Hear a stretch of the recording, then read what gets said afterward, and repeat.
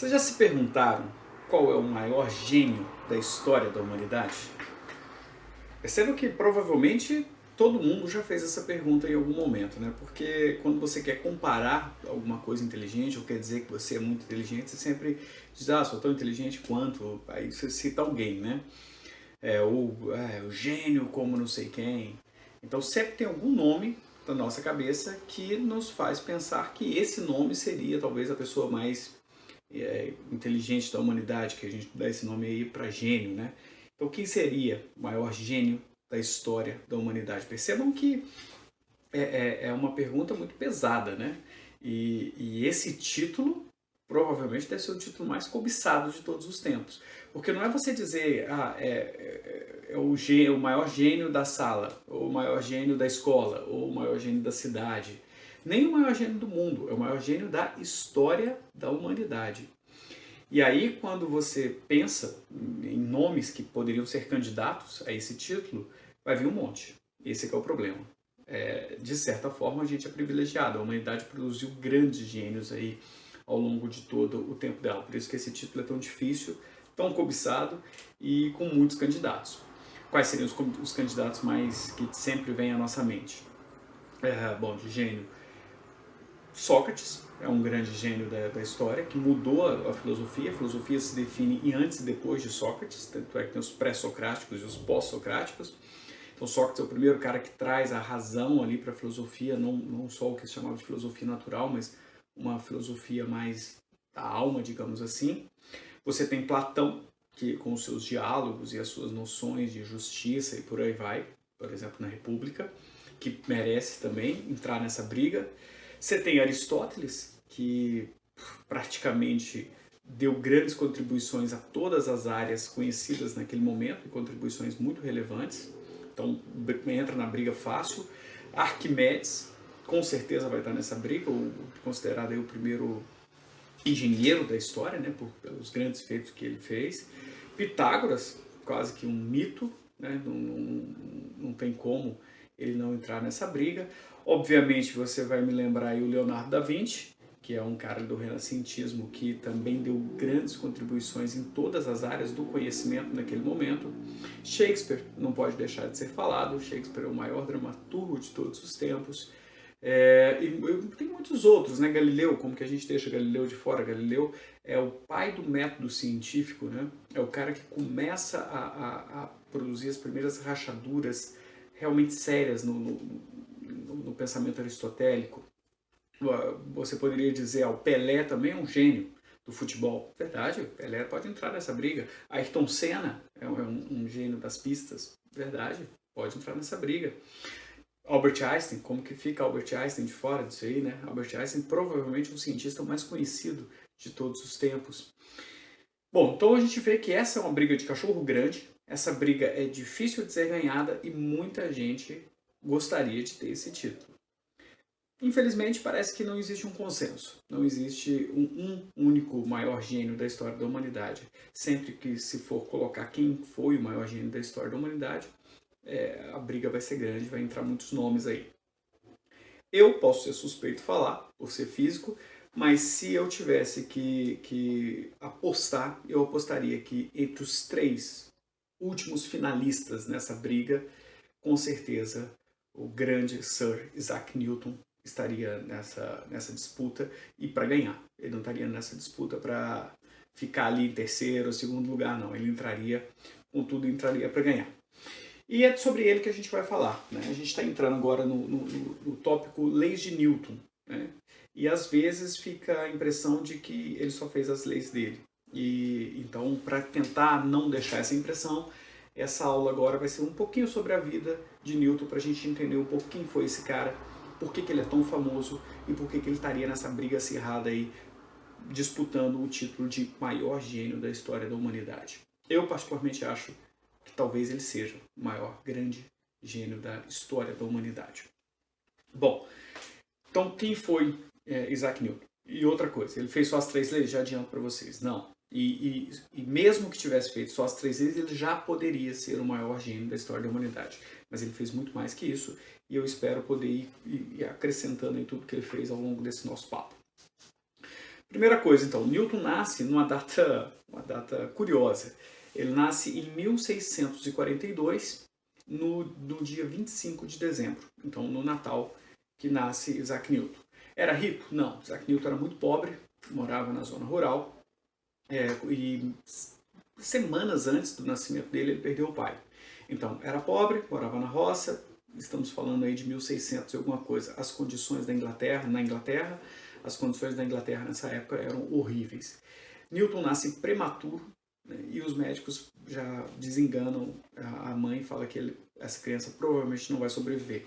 Por nascer prematuro, nasce com um peso muito baixo, ele cabia num recipiente de meio litro, né? Por exemplo, esse copo meu cabe meio litro. O corpo de Newton caberia aqui quando ele nasceu.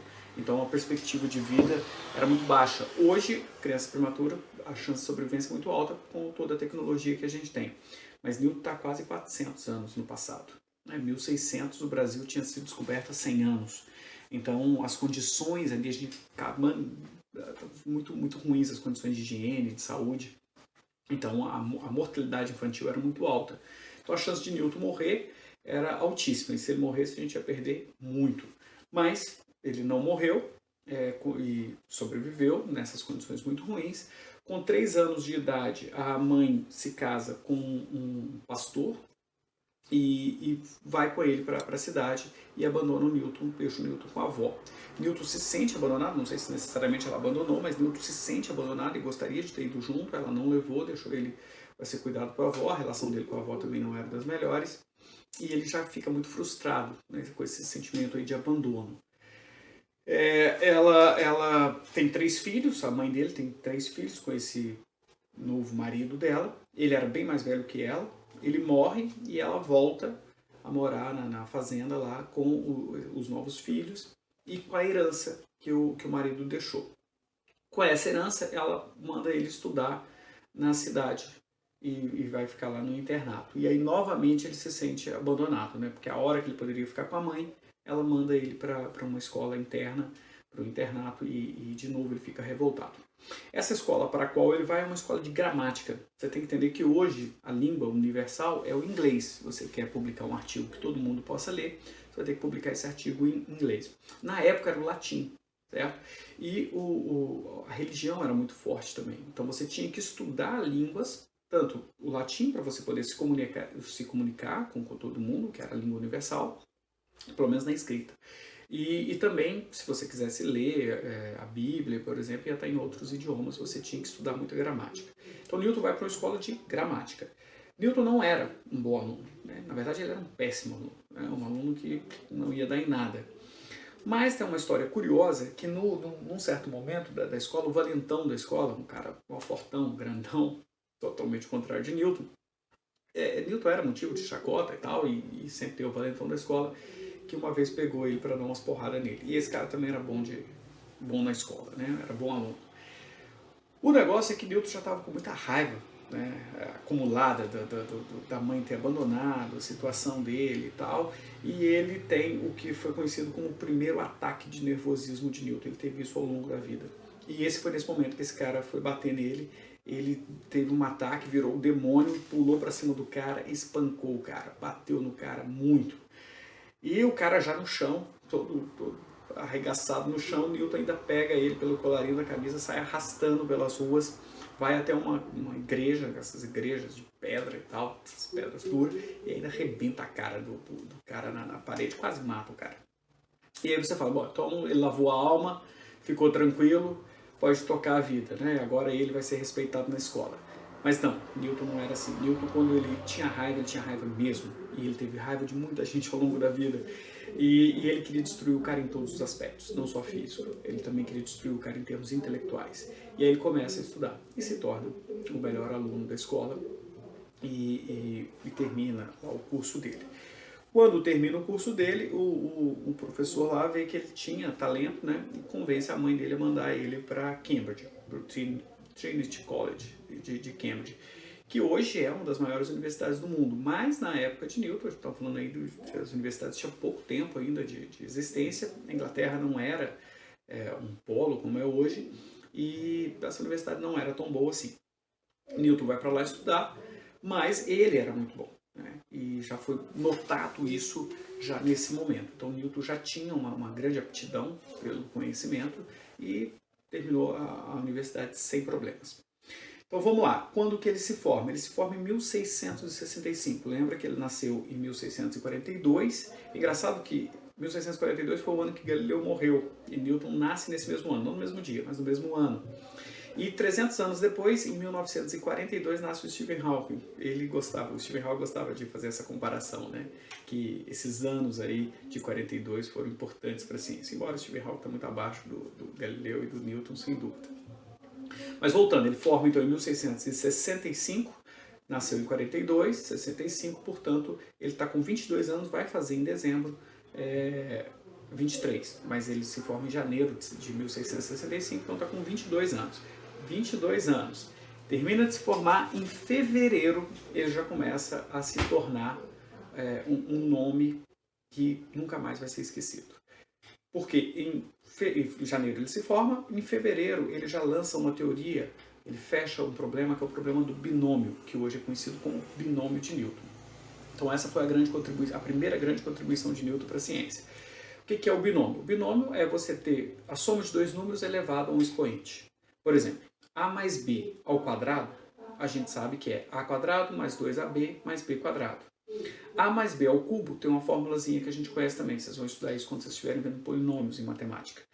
Mas e se for a mais b à quarta, e a mais b à quinta, e a mais b à décima, e a mais b a 1000? Como que a gente calcula? Tem que ficar fazendo 1 milhão de conta toda a vida?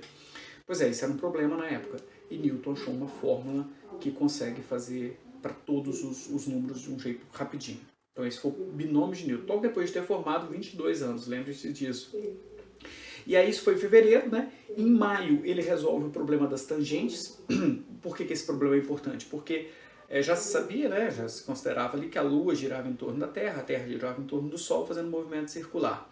Então a velocidade é tangente à trajetória, a velocidade sempre é tangente à trajetória. Então é importante você ter cálculos para tangente, por exemplo, para calcular a velocidade. E outras coisas também, mas esse era um ponto. Então em maio, Newton resolve o problema das tangentes, acha uma fórmula de você calcular tangentes rapidamente. Isso por si só já o faria um grande cientista. Mas aí em junho, ele passa por uma situação muito parecida com a que a gente está passando agora, que é a peste. Então a peste negra, como vocês sabem, foi um dos maiores motivos de mortalidade aí na história. E a peste negra surge em algum momento, ela dizimou em 1/3 da população europeia. Mas não teve só um surto de peste bubônica, teve vários. E o Newton pegou uma delas. Em junho, ele tinha acabado de se formar, estava em Cambridge, já tinha resolvido o problema do binômio, já tinha resolvido o problema da tangente. E aí em junho bate a peste, Londres tem que se fechar, quarentena. A gente conhece bem, infelizmente, o que é isso. E ele voltou para a fazenda para poder ficar lá na quarentena dele. E aí vem a questão, o que vocês fizeram nessa quarentena? Isso me inclui também. O que vocês fizeram? Jogaram videogame, assistiram Netflix, ficaram no WhatsApp, ajudaram os pais em casa. Bom, eu acho que poucos de nós fez o que Newton fez. Newton voltou para casa, e aí lembra-se que foi em junho, ele ficou muito tempo nessa quarentena. Em setembro ele começa a pensar no que imortalizou ele de vez, que foi a gravidade.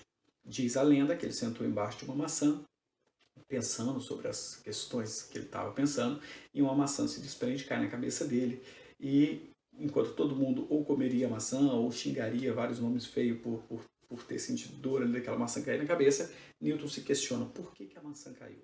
É mais do que isso. Ele quer saber o seguinte, como eu relaciono a queda da maçã com o movimento dos astros, por exemplo? Era uma pergunta muito profunda, porque naquele momento acreditava-se que as leis que regem a Terra, as leis das coisas na Terra, é diferente das leis das coisas do universo.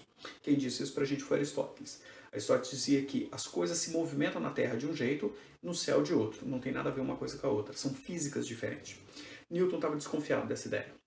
E Newton começa a pensar que talvez dê para relacionar as duas coisas. E começa aí esse problema. Então, em setembro, com 22 anos ainda, ele já começa a pensar que a queda da maçã na Terra e o movimento da Lua em torno da Terra é pelo mesmo motivo. Tudo é devido à gravidade. E é mesmo. E ele estava certo.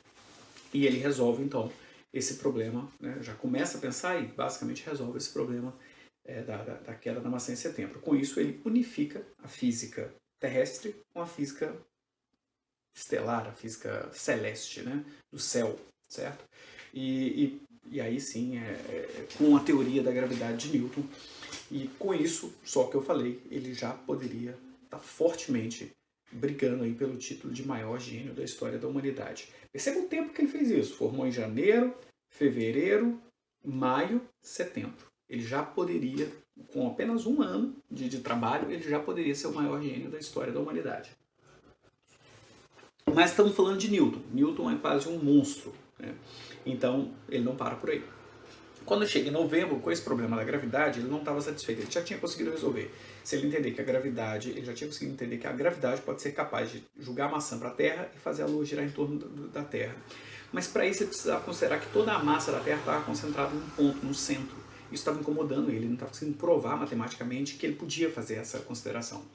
E aí ele cria toda uma outra área da matemática. Estamos falando agora de novembro, portanto ainda com 22 anos, cria toda uma nova matemática chamada de cálculo diferencial, tem a ver com derivadas, para poder provar essa ideia que ele estava querendo provar.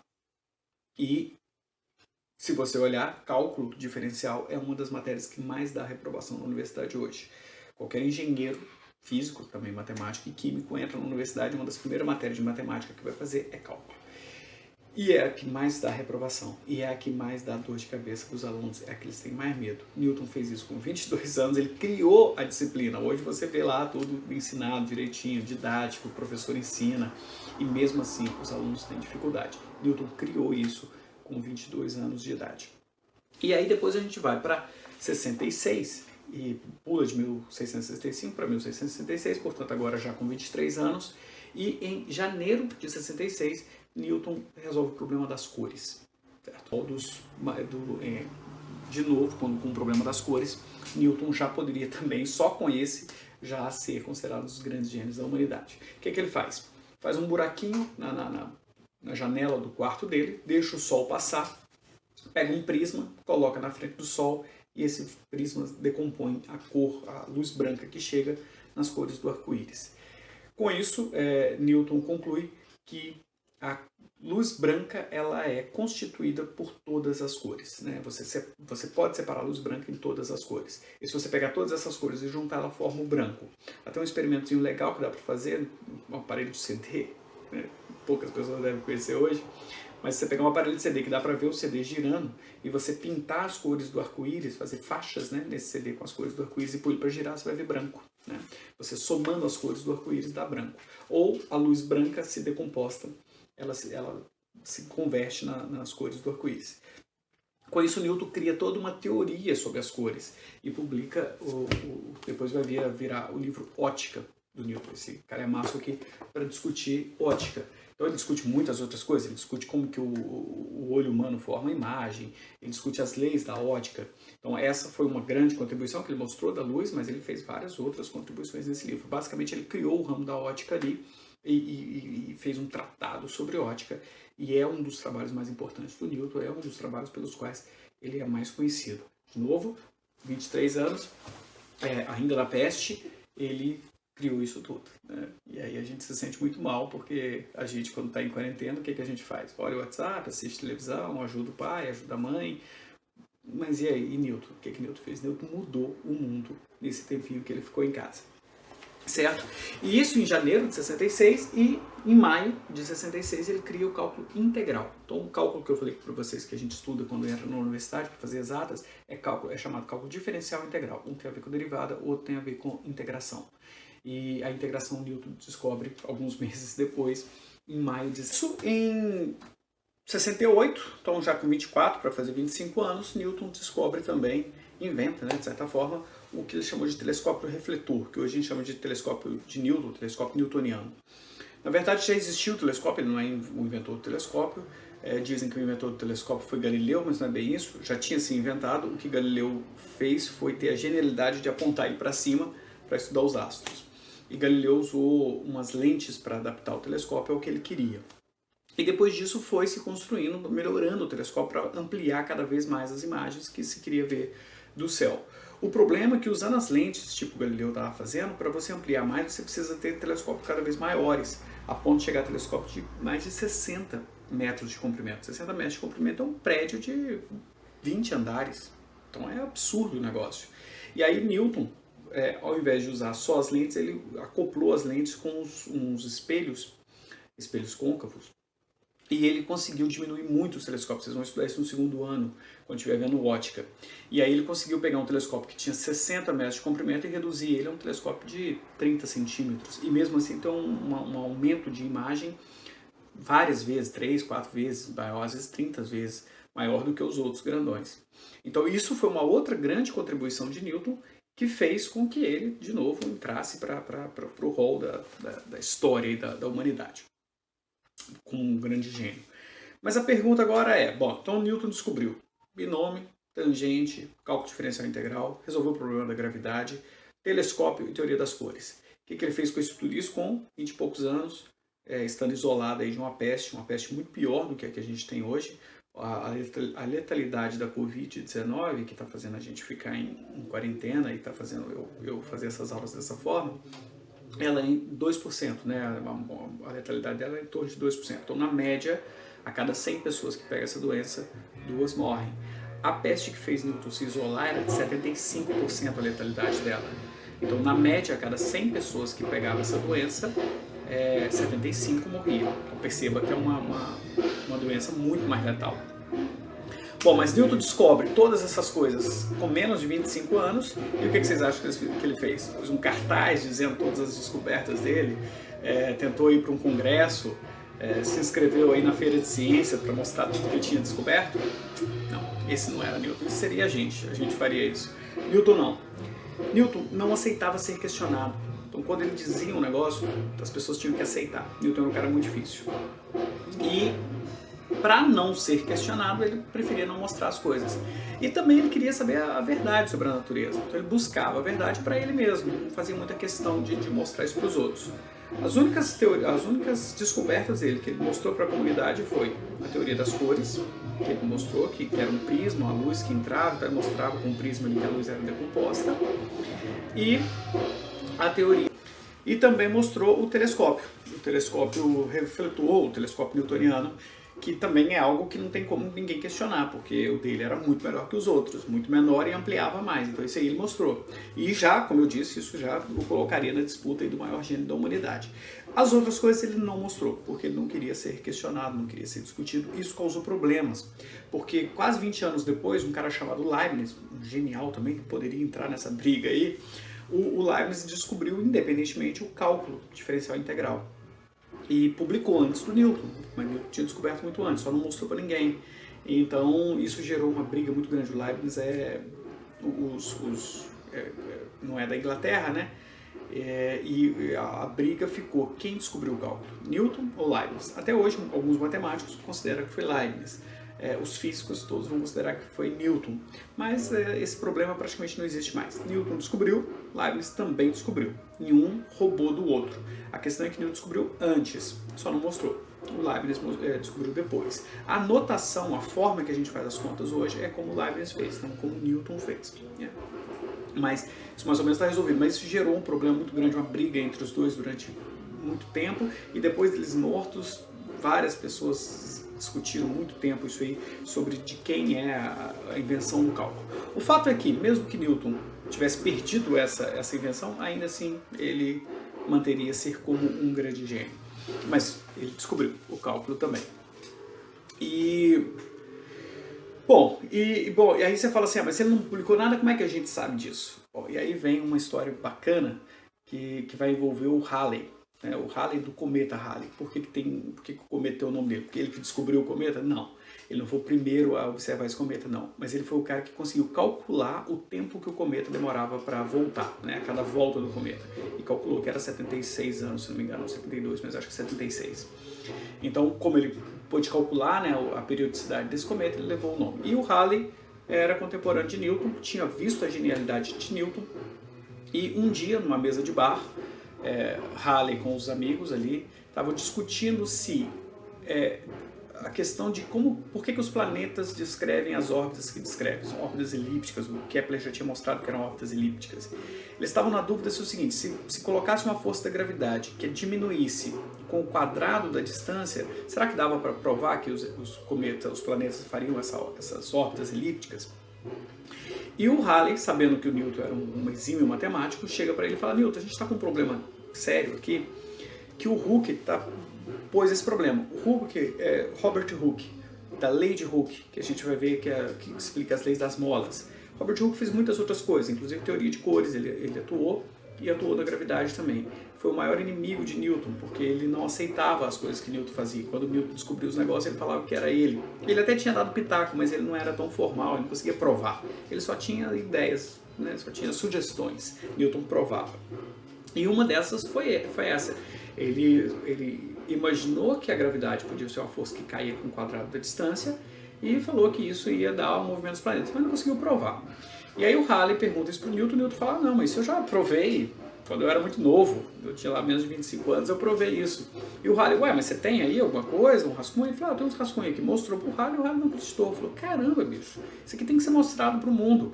O Halley pega essas coisas do Newton e fala: isso aqui tem que ser mostrado, cara. Escreve um livro e a gente publica. O problema é que não era igual hoje. Hoje você escreve seu livro no computador, você mesmo vai numa gráfica, imprime, pede para eles encadernar, ou você joga no Facebook o seu livro inteiro, ou você põe no seu blog, ou você só faz ele de forma digital e disponibiliza e todo mundo vai ter acesso. Naquela época as coisas não eram bem assim, né? Você tinha que escrever à mão, ou nem não devia ter nem datilografia na época. Então publicar um livro era uma coisa extremamente complexa e cara, demorava e era muito caro. E o Newton fala para o Halley: não tem condições. Embora ele fosse professor e tal, naquela época ele não tinha a menor condição de conseguir publicar um livro. E o Halley fala: mas esse livro não pode não ser publicado. E aí o Halley fala: eu banco esse livro. E aí ele tem que ir lá convencer a Royal Society a publicar o livro. E ele era membro também da Royal Society, o Newton também. O problema é que a Royal Society tinha gastado muito dinheiro para publicar um outro livro que chamava A História dos Peixes, um calhamaço que contava realmente toda a história dos peixes, bem ilustrado e tal, de todos os peixes. Mas parece que naquela época o pessoal não estava muito interessado em ler sobre a história dos peixes, porque ninguém comprou o livro. E ela publicou muito. E como ninguém comprou, ela teve um prejuízo enorme. Então, para convencer ela a publicar um outro livro com o nome agora de Princípios Matemáticos de Filosofia Natural, que é o livro do Newton, seria muito difícil, né? Mesmo porque ela não tinha dinheiro para isso. E o Halley aceita o pagamento dele no livro da História dos Peixes, para que o dinheiro do pagamento dele seja usado para publicar o livro do Newton. O Halley é um cara muito massa. O Halley era um cara muito massa. E aí os caras publicam. E foi um sucesso de venda o livro do Newton, ao contrário dos peixes do Newton, foi um sucesso de venda. É esse livro aqui, Princípios Matemáticos de Filosofia Natural, carinhosamente chamado pelos íntimos de Principia. Ele foi escrito em 3 volumes. Esse é o volume 1, esse aqui é o 2 e o 3 juntos. Esse livro provavelmente é o livro, esse conjunto de livros provavelmente é o livro mais importante da ciência, certo? Porque esse livro aqui, ele cria a física. Antes dele, a física era colocada de outra forma. Física e matemática eram coisas mais ou menos separadas. A física, não existia filosofia natural, tanto é que o nome desse livro é Princípios Matemáticos de Filosofia Natural. Não era comum associar matemática à filosofia natural, que é a ciência. Newton é o cara que amarra essas duas coisas. E a partir daí a ciência, a física, pelo menos, passa a tratar as teorias dela em termos matemáticos, né? Embora Galileu já tivesse dito antes que a linguagem da natureza se escreve em linguagem matemática, ele não tinha formalizado isso muito bem. É Newton que faz isso. E aí, com a ajuda do Halley, então, saem os livros do Newton e revoluciona toda a ideia da física, e até hoje a gente tem esse como os livros mais importantes da ciência que foi escrito. Então, bom, mas e o que Newton fez mais? Fez mais coisa? Não precisa, mas ele fez. Ele fez muitas outras coisas que aí não é muito do nosso interesse aqui dentro da física, porque ele se interessou por quase tudo que existia. Entre outras coisas, por exemplo, ele era alquimista. O final da vida toda dele, ele dedicou, por exemplo, à alquimia. Porque naquela época acreditava-se que a alquimia era ciência, hoje não é mais. A ideia da alquimia é a pedra filosofal, né? É um elemento que, dependendo de como você mistura ele se transforma em qualquer outro. Por exemplo, o ouro. Por que isso era razoável na época? Porque Aristóteles dizia que o mundo era constituído apenas por 4 coisas: ar, água, céu e terra, certo?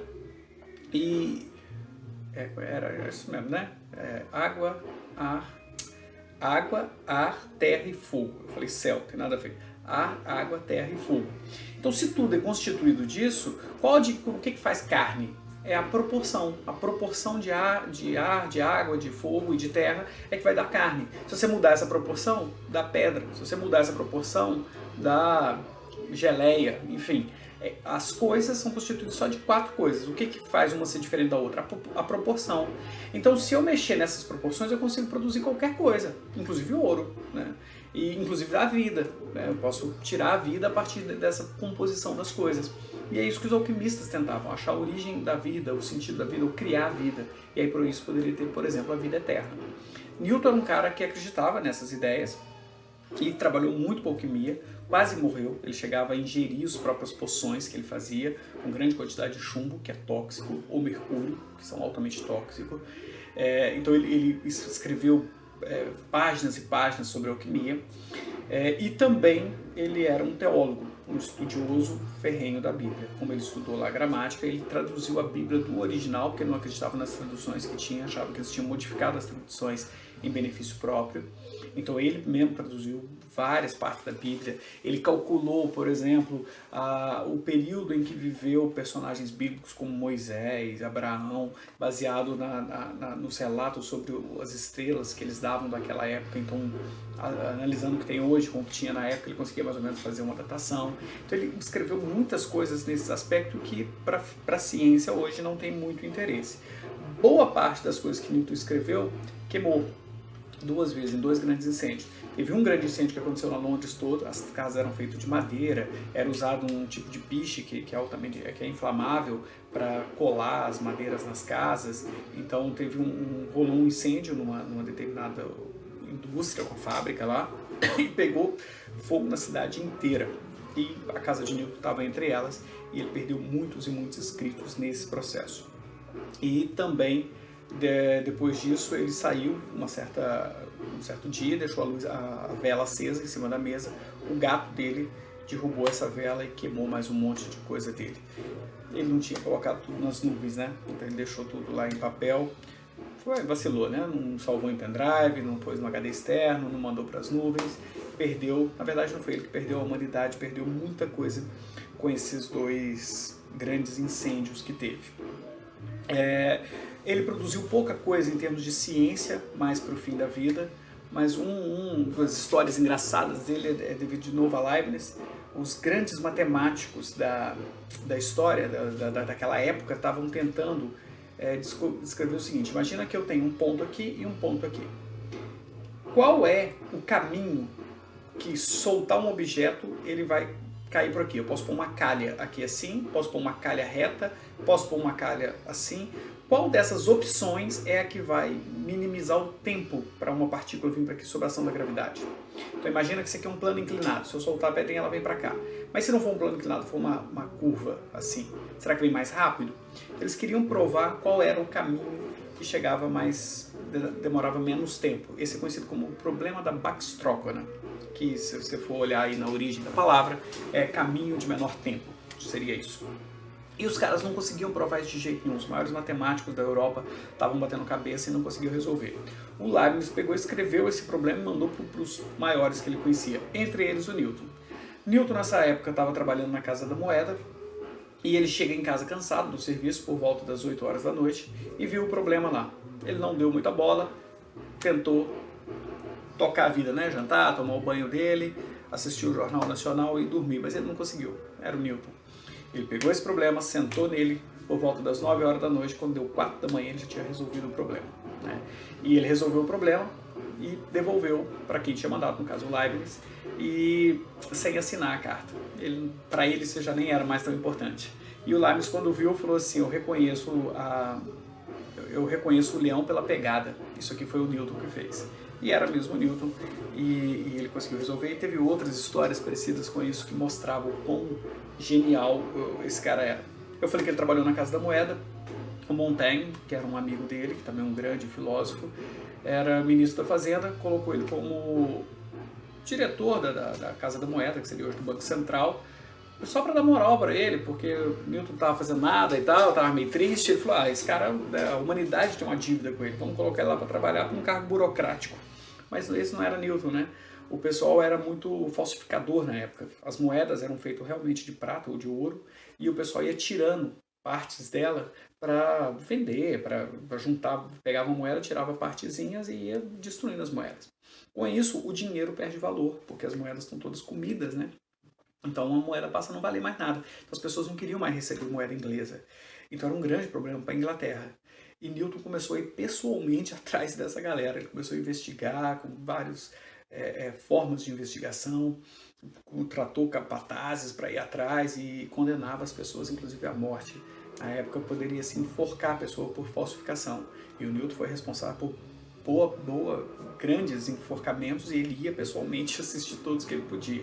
Newton nunca foi um cara de muitos amigos, não. A história de Newton é muito bacana, ela é muito interessante. Eu só dei aqui um resumo, porque se a gente fosse contar tudo, a gente ia ficar aqui dias e dias discutindo. Quem tiver interesse, tem vários vídeos no YouTube que contam um pouco da história de Newton, tem livros que contam a história de Newton, pode me perguntar, eu passo outras fontes aí que vocês queiram pesquisar. Mas eu queria só dar um panorama geral sobre o que Newton fez. E as leis dele? Bom, as leis dele a gente vai entrar no estudo agora. Com as leis dele, as 3 leis do movimento, Newton pegou tudo o que existia sobre o estudo do movimento e reuniu em 3 leis só. E aí, a partir dessas 3 leis, você é capaz de descobrir todo o resto. Como os planetas se movimentam, como que uma maçã cai, como que você dá um tiro, como que você põe um satélite em órbita, como que você manda um homem para a Lua, como que você constrói engenhocas. Ou seja, tudo praticamente que veio depois de Newton, em ciência, pelo menos em ciência física, foi baseando-se nas 3 leis de Newton. E ele abre esse livro aqui já colocando as 3 leis. Então ele já começa o livro já colocando as 3 leis do movimento, e depois o resto é tudo consequência. E tudo que a gente vai estudar a partir de agora, energia, conservação do momento, trabalho, tudo vai estar amarrado com as 3 leis. Entendendo bem as 3 leis, o resto a gente tira de letra. Tranquilo?